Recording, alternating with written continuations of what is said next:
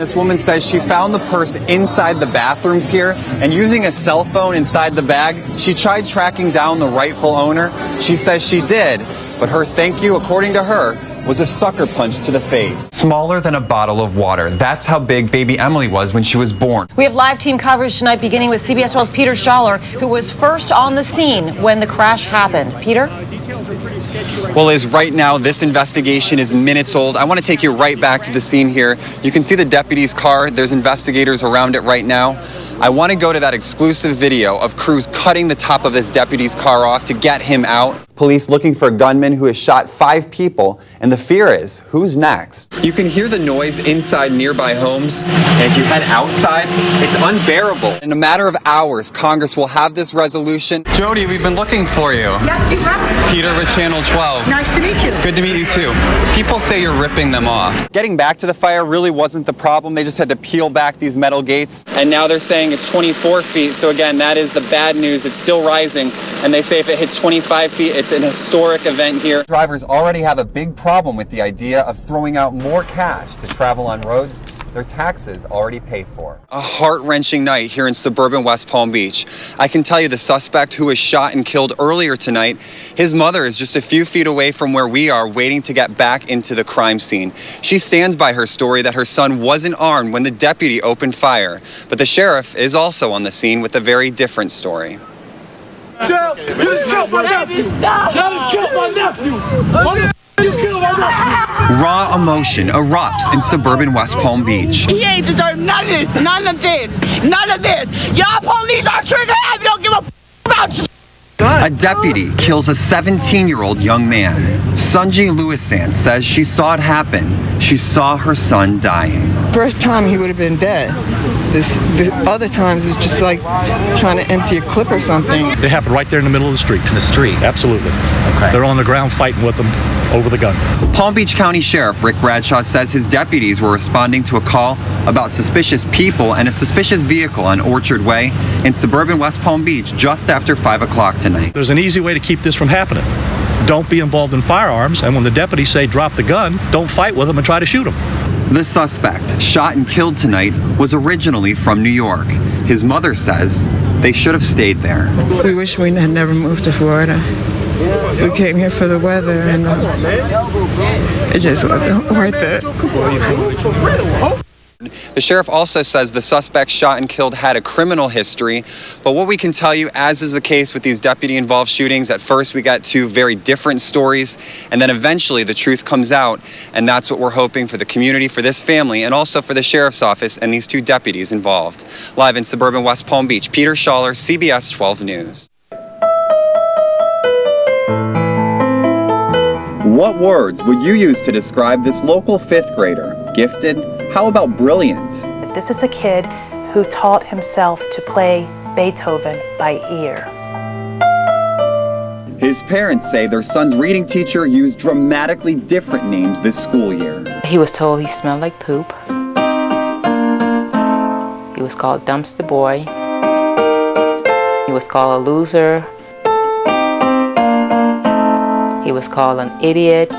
Antonia and Bernadine Jean, the parents of the 11-year-old boy with ADHD, allegedly bullied by a reading teacher here at Oak Hammock Elementary School in Port St. Lucie. I don't want this to happen to another child, to watch your child lay in bed and have the dreams that he's had of the teacher killing him, hurting his family.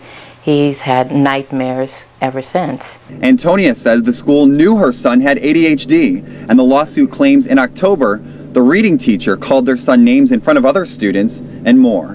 When he said the teacher pushed the desk against him to the point where he couldn't move and then said, try to move now, I realized that wasn't right. The family's lawyer, Dina Foman, says teachers reported this child had behavioral problems. Blurting out in class, things that you would expect from a child who suffers with a mental disability like ADHD. These parents want justice for their son, but they say they aren't angry. I'm more hurt. I'm more hurt than anything else. I'm just more hurt. The St. Lucie County School District says they take these allegations seriously. The teacher will stay on the job until the investigation is complete. Peter Schaller, CBS 12 News. What an amazing ending to this story. A family with complicated problems gets a straightforward solution. Because of a generous CBS 12 viewer, this local family gets to stay in their home. I'm glad we could help. Thank you. You're welcome. I'm glad we could help. Tears of joy tonight from Angela Bierster, knowing she's not going anywhere. God bless them. God bless them, because if they wouldn't have stepped in, we wouldn't be here right now. The family's Jupiter Farms log cabin in foreclosure, and this morning, it went on the auction block. I don't want to see somebody else in my house. This was our last move. We brought you her heartbreaking story last night, and it connected with a local investor.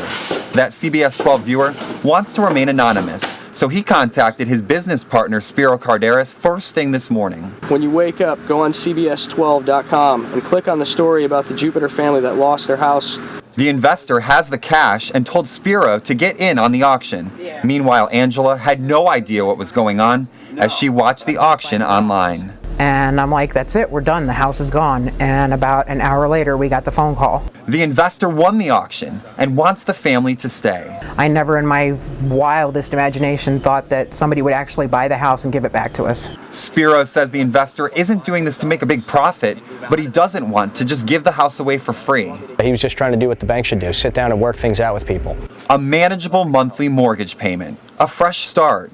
Angela calls it a win for the little guy. So I won. I won. I have a guardian angel, but he helped me and I won. And it feels good. It feels damn good. It feels damn good because this is where we wanted to be. This is, you know, Jupiter Farms. We wanted to be out here. We moved here for a reason, and now we're staying. And of course, there's still a lot of paperwork to sort out, but this investor tells us if the family needs time to rebuild their credit, he's going to work with them directly on the payments. Live in the newsroom, Peter Schaller, CBS 12 News. This is CBS 12 News at 11. It looked like a bomb. It looked like an explosion in there. A car plows into this UPS store, and looking at the damage here, it's a miracle no one was killed.